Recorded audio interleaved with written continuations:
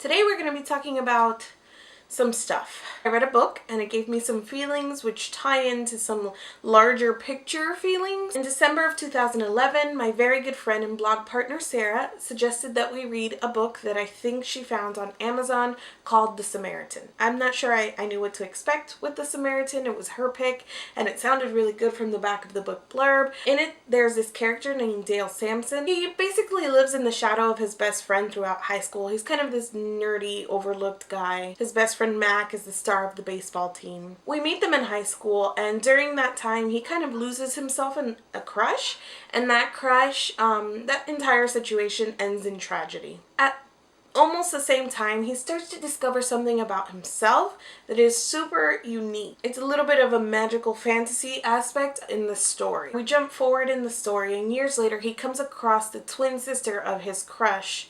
And that sets him off into a path where he wants to be the hero for this person, and then he ends up becoming the Samaritan. And I won't tell you exactly what that means, what becoming the Samaritan is, because I think it's cool to go into this story and kind of get those pieces by yourself. I absolutely love this book.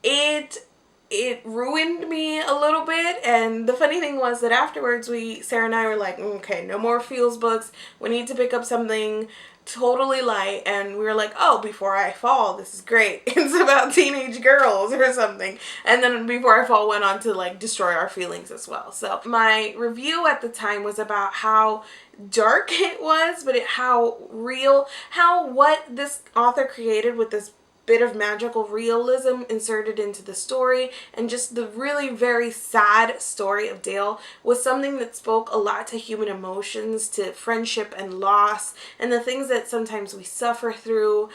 He gave words to that experience. It was a little bit graphic, a little bit gruesome and dark, but it was something that really stayed on my mind and my memory. I ended up putting this on a top 5 Wednesday list of books that I devoured. I don't know how someone sent it to the author, or something happened where the author came across the list, and he just ended up sending me a tweet saying that he was going to re-release the book with a new name, The Heart Does Not Grow Back.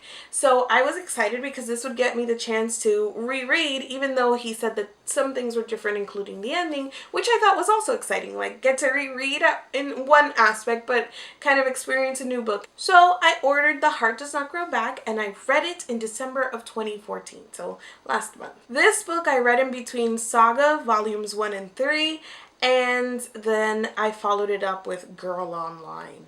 It was strange to do it the way that I did, because I had impressions of things that happened and characters from The Samaritan, but it wasn't so fresh in my memory that I could really spot what the differences were. So I was kind of second guessing myself, like, am I remembering this differently? Did it actually change? And in that way it was really fun to really get invested in what was going on and pick up on the different characters, the feeling, the atmosphere, to ask myself if this is something that had changed within the story, or if it's something that had changed within myself as a reader. Reading this gave me those feels that I was talking about rereading, and how we change as readers throughout the course of our lives, or even in this case throughout the course of a few years. In my first review of The Samaritan, Dale and Mac's friendship was a big point to me, because both of these characters are pretty unlikable. They're very hard to root for, but the friendship between both of them is what sells you. Like, they might not be great people, but these two people have a friendship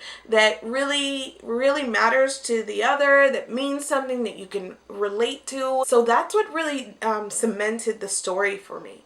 In The Heart Does Not Grow Back, I think Mac was dialed down a bit, and that makes their friendship suffer a little bit. And because their friendship was what I attached to personally, I felt more detached from the characters in general. I also felt like The Heart Does Not Grow Back was tightened up so that there was less flowery language. This was the point where I have like, no, I need to find out for sure if this is what's happening. So I actually reread the last 2 chapters of The Samaritan and compared them to the last 2 chapters of The Heart Does Not Grow Back. 4 quotes that I had highlighted in The Samaritan were missing from The Heart Does Not Grow Back. Venturini, in either case, is a very, very skilled writer. I personally preferred the flowery stuff. I prefer the things that I can underline and that speak to the truth of life, you know, and that kind of language. So I was missing that from the re-release. In my trying to decide like what were the differences, I actually decided to tweet back to the author and ask him what the biggest changes were between the two releases, and he answered me, and he also linked me to a great interview that he gave, which I will also put in the description.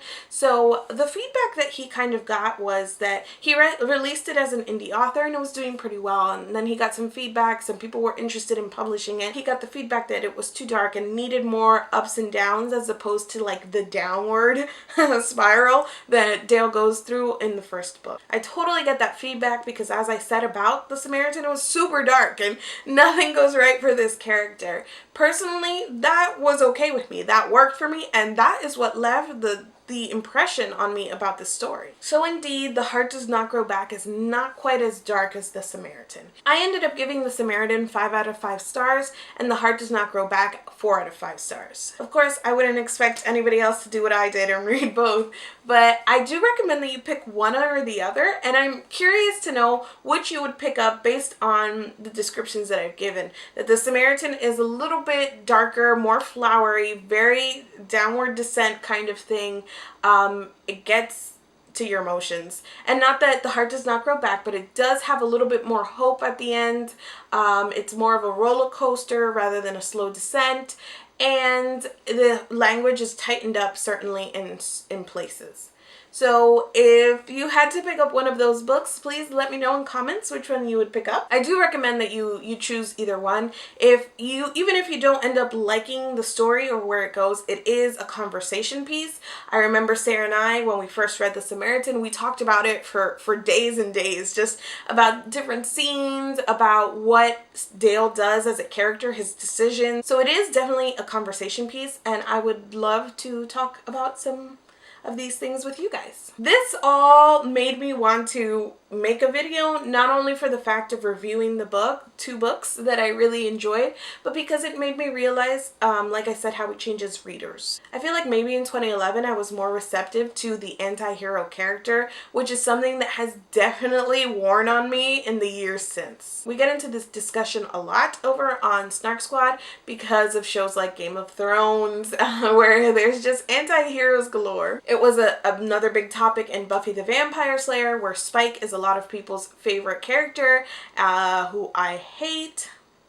So I'm not sure if it was my experience with all of these things or the media that I consume, but I'm definitely more hesitant about characters that I cannot relate to, who I feel are not flawed but bad. I'm not sure that I would call Dale an anti-hero, but it was the observation that I came to when I was thinking about how much less receptive I was to these characters in general, especially Ray, who is the twin, the second love interest.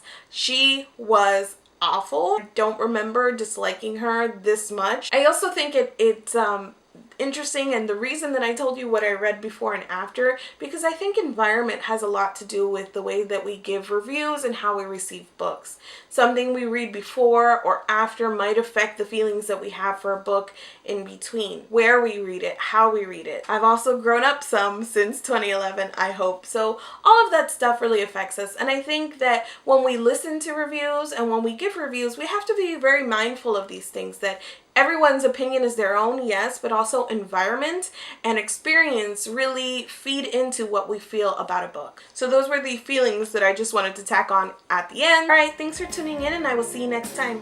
I don't know, guys. I'm winging this. I'm new. Waving is so awkward. I never